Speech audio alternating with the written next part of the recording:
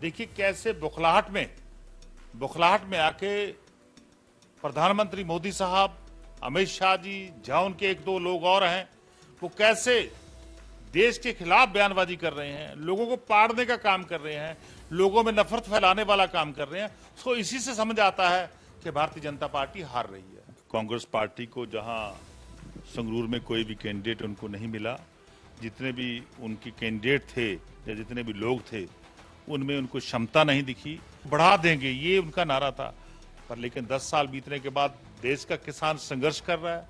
Bharatiya Janata party के नेता उनको गोली मारने का काम कर रहे हैं। इस पार्लियामेंट की इलेक्शन में अकाली दल को 0 मिलेगी, ये आप लिख के रख लो कि अकाली दल का इतिहास में सबसे बुरा हाल। देश एकजुट है, ना देश कभी पहले टूटा, ना देश आज टूटेगा, ना आने वाले समय में टूटेगा, बल्कि जो देश को तोड़ने का काम करने वाली शक्तियां हैं वो टूट जाएंगी।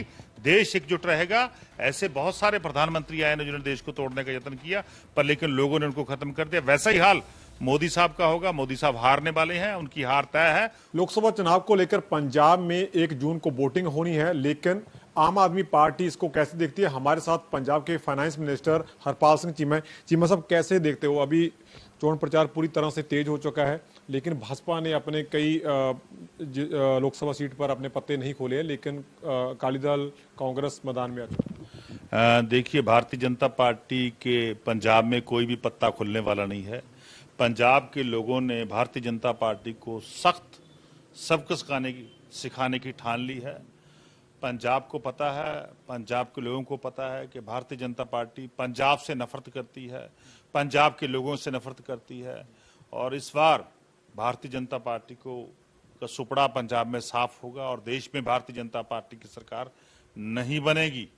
ये देश जानता है। जितने भी सर्वे आ रहे हैं और जितने भी लोग इंटरनली आपसी पार्टी में बातचीत करते हैं या उनकी पार्टी के सर्वे हैं, उनमें साफ दिख रहा है कि भारतीय जनता पार्टी हार रही है। देखिए कैसे बुखलाहट में आके प्रधानमंत्री मोदी साहब, अमित शाह जी, जहां उनके एक दो लोग और हैं, वो कैसे देश के खिलाफ बयानबाजी कर रहे हैं, लोगों को पाड़ने का काम कर रहे हैं, लोगों में नफरत फैलाने वाला काम कर रहे हैं। सो इसी से समझ आता है कि भारतीय जनता पार्टी हार रही है। उन्होंने अपने मैनिफेस्टो में कहा कि हमने किसानों के लिए 10 साल बहुत काम किया, लेकिन पंजाब में तस्वीरें कुछ और ही बयान कर रही हैं। किसान भाजपा के नेताओं का लगातार विरोध कर रहे हैं और भाजपा वाले आरोप लगा रहे हैं कि ये सब कुछ कांग्रेस और आम आदमी पार्टी करवा रही है। देखिए, 3 काले कानून कौन लेके आया? भारतीय जनता पार्टी की सरकार। पूरे देश के किसान ने उनका विरोध किया, तो आज उसके बाद क्या हुआ? नरेंद्र मोदी जी को वो कानून वापस लेने पड़े। भारतीय जनता पार्टी ने आज से 10 साल पहले क्या बोला था कि जब सत्ता में आएंगे तो किसान की आमदन दुगनी हो जाएगी, किसान की हम आमदनी को बढ़ा देंगे, ये उनका नारा था। पर लेकिन 10 साल बीतने के बाद देश का किसान संघर्ष कर रहा है। भारतीय जनता पार्टी के नेता उनको गोली मारने का काम कर रहे हैं, उनको धरना लगाने की परमिशन तक नहीं दे रहे। इससे पता चलता है कि भारतीय जनता पार्टी किसान के खिलाफ है और देश का किसान, पंजाब का किसान अपने हक की बात कर रहा है। उसको हक मिलने की बजाय गोलियां मिल रही हैं। कौन मार रहा है? भारतीय जनता पार्टी।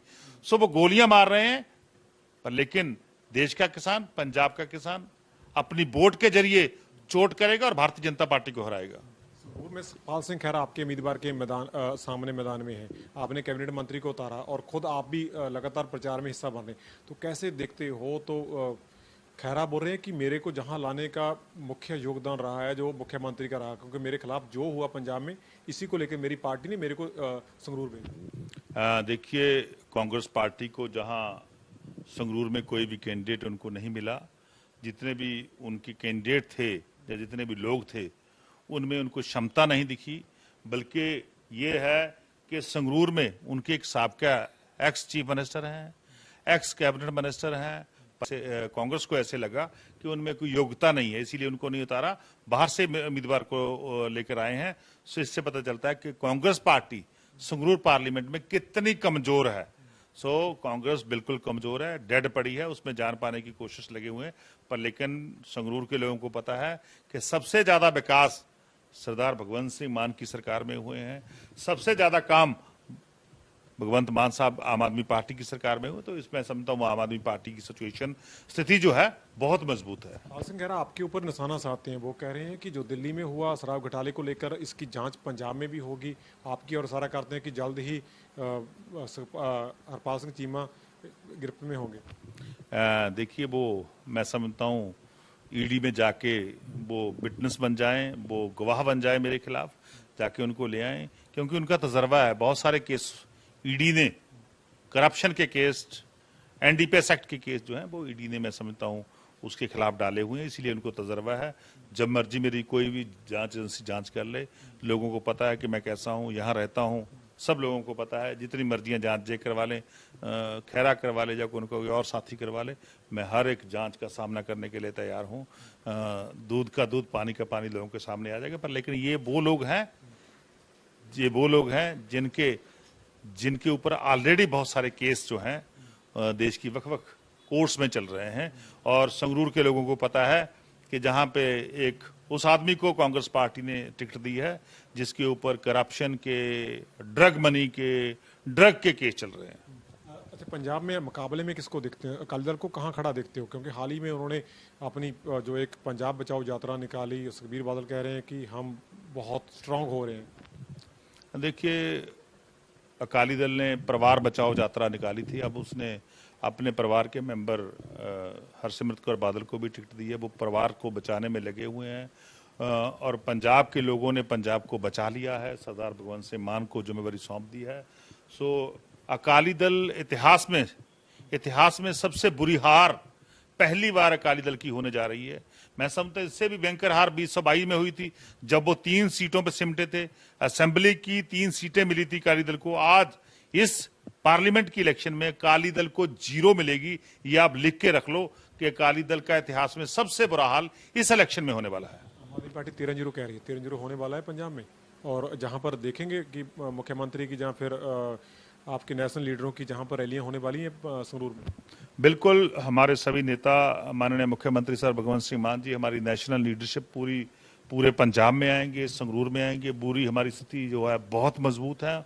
हम 13-0 से जीतेंगे। हमने बहुत सारे काम 2 साल में, विद इन 2 ईयर किए हैं। 2 साल में हमने जितनी हमारी गारंटियां थी, जितने हमारे वादे थे, जितनी हमारी गारंटियां हमारे माननीय नेशनल कन्वीनर अरविंद केजरीवाल जी ने दी थी, और पंजाब के माननीय मुख्यमंत्री सर भगवंत सिंह मान जी दी थी, हमने उनको उनमें से बहुत सारी गारंटियां पूरी कर दी हैं।